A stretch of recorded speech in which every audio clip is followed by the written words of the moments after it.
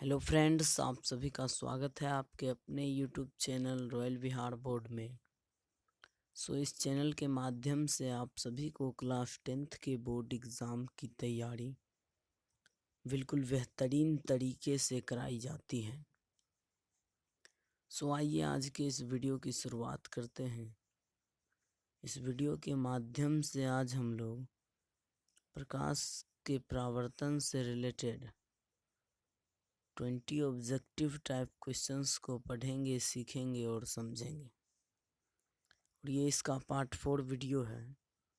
यदि आप लोग इसका पार्ट 1, पार्ट 2 और पार्ट 3 वीडियो नहीं देखे हो, डिस्क्रिप्शन में लिंक दे दिया गया है, वहाँ से आप लोग जाके देख सकते हो। समझ गए? चलते हैं, देखते हैं पहला प्रश्न क्या कह रहा है। पहला प्रश्न कह रहा है कि एक गोलीय दर्पण की फोकस दूरी 12.5 सेंटीमीटर है, उसकी वक्रता त्रिज्या होगी। ऑप्शन नंबर ए है 6.25 सेंटीमीटर, ऑप्शन नंबर बी है 12.5 सेंटीमीटर, ऑप्शन नंबर सी है 25.0 सेंटीमीटर और ऑप्शन नंबर डी है 50.0 सेंटीमीटर। तो इस टाइप के प्रश्न मैंने पार्ट 3 वीडियो में और पार्ट 2 वीडियो में ऑलरेडी करा रखा है। समझ गए? तो यदि आप लोग वह वीडियो जो है पार्ट 2 और पार्ट 3 वीडियो नहीं देखे हैं तो उसको देख लीजिएगा। ये सारे प्रश्न काफ़ी इम्पोर्टेंट है, बोर्ड एग्ज़ाम में बार बार पूछे जाते हैं। तो आइए इसको सॉल्व करते हैं। इसमें मैंने आपको एक फॉर्मूला बताया था। वो फॉर्मूला क्या था? फोकस दूरी और वक्रता त्रिज्या में संबंध था। समझ गए? रिलेशन वाला फॉर्मूला मैंने आपको बताया था। तो F इज इक्वल टू क्या होता है? F is equal to R/2। इस फॉर्मूला से ये क्वेश्चंस आपका क्लियर हो जाएगा। समझ गए? तो फोकस दूरी हमें दे रखा है 12.5 सेंटीमीटर बराबर R/2। क्रॉस मल्टीप्लिकेशन आप लोग कर दीजिएगा, क्रॉस गुना। तो R को 1 से गुना कीजिएगा तो R हो जाएगा R इज इक्वल टू 12.5 गुने 2, R is equal to 25.0 centimetre हो जाएगा। समझ गए? 25.0 सेंटीमीटर हमारा आंसर हो जाएगा। इस टाइप के प्रश्न आपके बोर्ड एग्ज़ाम में काफ़ी बार पूछे जा चुके हैं और इस बार भी चांस बहुत ज़्यादा है। समझ गए? तो पार्ट 1, पार्ट 2 और पार्ट 3 वीडियो आप लोग देख लीजिएगा, डिस्क्रिप्शन में लिंक दे चुका है। समझ गए? दे दिया गया है उसका लिंक। इसका right answer option number C हो जाएगा 25.0 सेंटीमीटर। समझ गए? चलते हैं नेक्स्ट प्रश्न की ओर। नेक्स्ट प्रश्न क्या कह रहा है कि गोलीय दर्पण के ध्रुव से वक्रता केंद्र की दूरी को कहते हैं। ऑप्शन नंबर ए है फोकस दूरी, ऑप्शन नंबर बी है वक्रता त्रिज्या, ऑप्शन नंबर सी है वक्रता व्यास और ऑप्शन नंबर डी है इनमें से कोई नहीं। तो गोलीय दर्पण के ध्रुव से वक्रता केंद्र के बीच की दूरी जो होती है उसको वक्रता त्रिज्या कहते हैं। ध्रुव और वक्रता केंद्र के बीच की दूरी को वक्रता त्रिज्या कहते हैं। इसका right answer option number B हो जाएगा। चलते हैं नेक्स्ट प्रश्न की ओर। नेक्स्ट प्रश्न क्या कह रहा है कि यदि आप एक स्थिर समतल दर्पण की ओर 4 मीटर प्रति सेकंड की चाल से चल रहे हो तो आपका प्रतिबिंब आपकी ओर किस चाल से आएगा? समतल दर्पण की ओर यदि आप लोग 4 मीटर प्रति सेकंड की चाल से चल रहे हो तो आपका प्रतिबिंब आपकी ओर किस चाल से आएगा? ऑप्शन नंबर ए है 4 मीटर प्रति सेकंड, ऑप्शन नंबर बी है 8 मीटर प्रति सेकंड, ऑप्शन नंबर सी है 2 मीटर प्रति सेकंड, ऑप्शन नंबर डी है 16 मीटर प्रति सेकंड। तो यदि आप लोग समतल दर्पण की ओर मान लीजिए ये एक समतल दर्पण है। इस प्रकार से यदि आप लोग इधर x मीटर प्रति सेकंड की ओर चाल से चल रहे हो तो आपको उधर से आपकी चाल की ओर 2x मीटर प्रति सेकंड की चाल से चलता हुआ नजर आएगा। समझ गए? सो यदि प्रश्न में क्या कह रहा है, प्रश्न में कह रहा है कि 4 मीटर प्रति सेकंड की चाल से आप लोग चल रहे हो तो उधर से क्या होगा, इसमें 2 से गुना हो जाएगा, 2 गुने 4 मीटर प्रति सेकंड तो 8 मीटर प्रति सेकंड हो जाएगा। समझ गए? सो इसका right answer option number B हो जाएगा, 8 मीटर प्रति सेकंड। समतल दर्पण की ओर यदि आप x मीटर प्रति सेकंड की चाल से चलते हो तो आपका प्रतिबिंब जो है 2x मीटर प्रति सेकंड से चलेगा। समझ गए? तो प्रश्न में दे रखा है 4 मीटर प्रति सेकंड, तो उधर से कितना प्रतीत होगा हमें चाल, तो 2 गुना 4 8 मीटर प्रति सेकंड। सो इसका right answer option number B हो जाएगा, 8 मीटर प्रति सेकंड। समझ गए? चलते हैं नेक्स्ट प्रश्न की ओर। नेक्स्ट प्रश्न क्या कह रहा है कि किसी समतल दर्पण की फोकस दूरी का मान होता है। ऑप्शन नंबर ए है 0, ऑप्शन नंबर बी है 0 एवं अनंत के बीच, ऑप्शन नंबर सी है अनंत, ऑप्शन नंबर डी है इनमें कोई नहीं। तो इसका right answer option number C हो जाएगा, अनंत। Option number C is the right answer. समतल दर्पण की फोकस दूरी अनंत होती है। समझ गए? चलते हैं नेक्स्ट प्रश्न की ओर। नेक्स्ट प्रश्न क्या कह रहा है कि 2 समांतर समतल दर्पणों के बीच रखी गई वस्तु के सिद्धांततः कितने प्रतिबिंब बन सकते हैं। ऑप्शन नंबर ए है 1, ऑप्शन नंबर बी है 2, ऑप्शन नंबर सी है 4, ऑप्शन नंबर डी है अनंत। तो 2 समतल दर्पण, मान लीजिए ये समतल दर्पण है, 2 समतल दर्पण के बीच यदि कोई ऑब्जेक्ट रखा जाए, कोई वस्तु रखा जाए, मान लीजिए ये एक वस्तु है, इसको यदि रखते हैं तो इसका कितना प्रतिबिंब बनेगा, तो इसका अनंत प्रतिबिंब बनेगा, अनगिनत। समझ गए? तो इसका right answer option number D हो जाएगा, इसका अनगिनत प्रतिबिंब बनेगा। समझ गए? सो इसका right answer option number D हो जाएगा। चलते हैं नेक्स्ट प्रश्न की ओर। नेक्स्ट प्रश्न क्या कह रहा है कि ऐसे पदार्थ जिनसे होकर आपतित प्रकाश का एक छोटा सा भाग ही पार कर पाता है कहे जाते हैं। ऑप्शन नंबर ए है पारभासी, ऑप्शन नंबर बी है अपारदर्शी, ऑप्शन नंबर सी है पारभासी पदार्थ और ऑप्शन नंबर डी है बटर पेपर। तो इसका right answer option number C हो जाएगा, पारभासी पदार्थ। जो पारभासी पदार्थ होता है उनसे कुछ भाग ही प्रकाश निकल पाता है। समझ गए? प्रकाश का कुछ भाग ही निकल पाता है पारभासी पदार्थ से। सो इसका right answer option number C हो जाएगा। चलते हैं नेक्स्ट प्रश्न की ओर। नेक्स्ट प्रश्न क्या कह रहा है कि निम्नलिखित में कौन सा कथन सत्य नहीं है। ऑप्शन नंबर ए है आभासी प्रतिबिंब को पर्दे पर प्राप्त नहीं किया जा सकता है। ऑप्शन नंबर बी है समतल दर्पण प्रकाश का एक अच्छा अवशोषक है। ऑप्शन नंबर सी है प्रकाश सरल रेखा में चलता प्रतीत होता है। ऑप्शन नंबर डी है प्रकाश ऊर्जा का एक रूप है। तो इसका right answer option number B हो जाएगा, समतल दर्पण प्रकाश का एक अच्छा अवशोषक है। ये बात जो है ये सत्य नहीं है।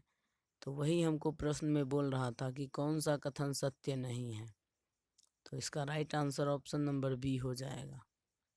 Option number B is the right answer. चलते हैं नेक्स्ट प्रश्न की ओर। नेक्स्ट प्रश्न क्या कह रहा है, एक अवतल दर्पण की फोकस दूरी 10 सेंटीमीटर है, उसकी वक्रता त्रिज्या होगी। मैंने अभी आपको बताया था इस टाइप का प्रश्न। समझ गए? इस टाइप के प्रश्न आपके बोर्ड एग्जाम में बार बार पूछे जाते हैं। समझ गए? प्रकाश के परावर्तन से रिलेटेड जितने भी ऑब्जेक्टिव टाइप क्वेश्चंस हैं वो मैंने 5 पार्ट करके इसको कंप्लीट कर दिया है, समझ गए। तो इसका पार्ट 1, पार्ट 2 और पार्ट 3 वीडियो अभी तक आप लोग नहीं देखे हैं तो डिस्क्रिप्शन में लिंक दिया गया है, वहाँ से आप लोग जाके देख लीजिए, समझ गए। इसका एक और पार्ट बनेगा, यदि आप लोग इसका पार्ट 5 तक देख लेते हैं, प्रकाश के परावर्तन का 5 पार्ट यदि आप देख लेते हैं तो इससे एक भी न्यूमेरिकल्स या ऑब्जेक्टिव टाइप क्वेश्चंस आपके नहीं छूटेंगे बोर्ड एग्ज़ाम में, समझ गए। बोर्ड एग्ज़ाम में सारे क्वेश्चंस को आप लोग सॉल्व करके आइएगा। सो देखते हैं ये प्रश्न क्या कह रहा है। एक अवतल दर्पण की फोकस दूरी दे रखी है, उसकी वक्रता त्रिज्या क्या होगी। तो फोकस दूरी इज इक्वल टू R/2 होता है। ये फॉर्मूला मैंने आपको 3-4 बार बताया है, इससे पहले के वीडियो में भी बताया हूँ, उससे एक पहले वीडियो था उसमें भी बताया हूँ, और इस वीडियो में भी 2 बार बता चुका हूँ। तो इस टाइप के क्वेश्चंस आपके दिमाग में फिट हो जाना चाहिए। तो फोकस दूरी का मान क्या दे रखा है, 10 सेंटीमीटर। तो फोकस दूरी के जगह पे 10 सेंटीमीटर रखिएगा और बराबर में R/2। क्रॉस मल्टीप्लिकेशन के बाद R is equal to R हो जाएगा। 10 को 2 से गुना कीजिएगा तो 20 हो जाएगा। सो 20 सेंटीमीटर हमारा निकल के आ गया। तो 20 सेंटीमीटर हमारा राइट आंसर हो जाएगा, समझ गए। Option number C is the right answer. चलते हैं नेक्स्ट प्रश्न की ओर। नेक्स्ट प्रश्न क्या कह रहा है कि एक गोलीय दर्पण की वक्रता त्रिज्या 32 सेंटीमीटर है, इसकी फोकस दूरी होगी। ऑप्शन नंबर ए है 16 सेंटीमीटर, ऑप्शन नंबर बी है 26 सेंटीमीटर, ऑप्शन नंबर सी है 32 सेंटीमीटर और ऑप्शन नंबर डी है 8 सेंटीमीटर। तो वक्रता त्रिज्या की वैल्यू दे रखी है 32 सेंटीमीटर और फोकस दूरी की वैल्यू नहीं दिया है, ये आपसे पूछ रहा है, समझ गए। तो F इज इक्वल टू क्या होता है, R/2, समझ गए। तो F इज इक्वल टू क्या हो जाएगा, R का वैल्यू है 32 सेंटीमीटर बटे में 2। इसको जब आप सॉल्व कीजिएगा तो 16 सेंटीमीटर आ जाएगा, समझ गए। तो हमारा फोकस दूरी क्या हो गया, 16 centimetre is the right answer. तो ऑप्शन नंबर ए क्या हो जाएगा, हमारा करेक्ट आंसर हो जाएगा। Option number A is the right answer, समझ गए। सो चलते हैं नेक्स्ट प्रश्न की ओर। नेक्स्ट प्रश्न क्या कह रहा है, अवतल दर्पण में आभासी और बड़ा प्रतिबिंब प्राप्त करने के लिए बनाने के लिए वस्तु को कहाँ रखना चाहिए। ऑप्शन नंबर ए है वक्रता केंद्र पर, ऑप्शन नंबर बी है फोकस और ध्रुव के बीच, ऑप्शन नंबर सी है फोकस पर और ऑप्शन नंबर डी है फोकस के अंदर। तो इसका right answer option number B हो जाएगा, फोकस और दर्पण के ध्रुव के बीच, समझ गए। दर्पण के ध्रुव और मुख्य फोकस के बीच इसका राइट आंसर हो जाएगा।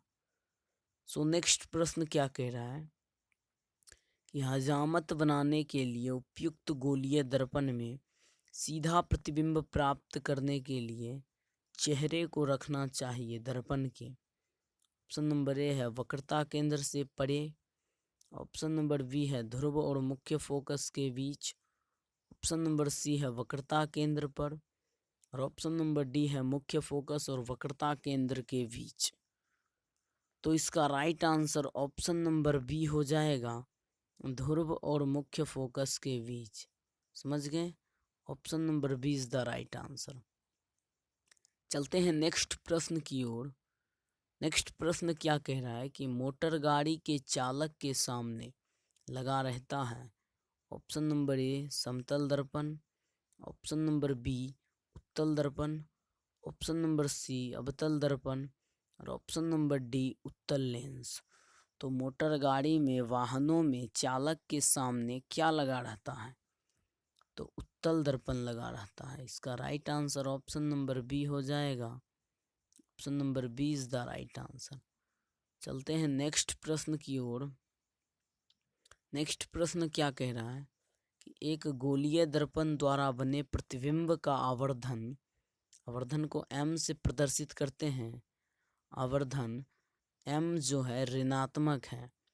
इसका अर्थ यह है कि प्रतिबिंब, ऑप्शन नंबर ए उल्टा है, ऑप्शन नंबर बी सीधा है, ऑप्शन नंबर सी वस्तु से छोटा है, ऑप्शन नंबर डी वस्तु से बड़ा है। तो आवर्धन यदि ऋणात्मक होगा तो इसका अर्थ यह होता है कि प्रतिबिंब उल्टा है। सो इसका right answer option number A हो जाएगा। चलते हैं नेक्स्ट प्रश्न की ओर। नेक्स्ट प्रश्न क्या कह रहा है कि उत्तल दर्पण द्वारा बना प्रतिबिंब होता है। ऑप्शन नंबर ए है हमेशा उल्टा, ऑप्शन नंबर बी है हमेशा सीधा, ऑप्शन नंबर सी है उल्टा भी और सीधा भी, और ऑप्शन नंबर डी है कुछ निश्चित नहीं है। तो उत्तल दर्पण द्वारा बना प्रतिबिंब हमेशा सीधा होता है। तो इसका right answer option number B हो जाएगा, हमेशा सीधा। सो चलते हैं नेक्स्ट प्रश्न की ओर।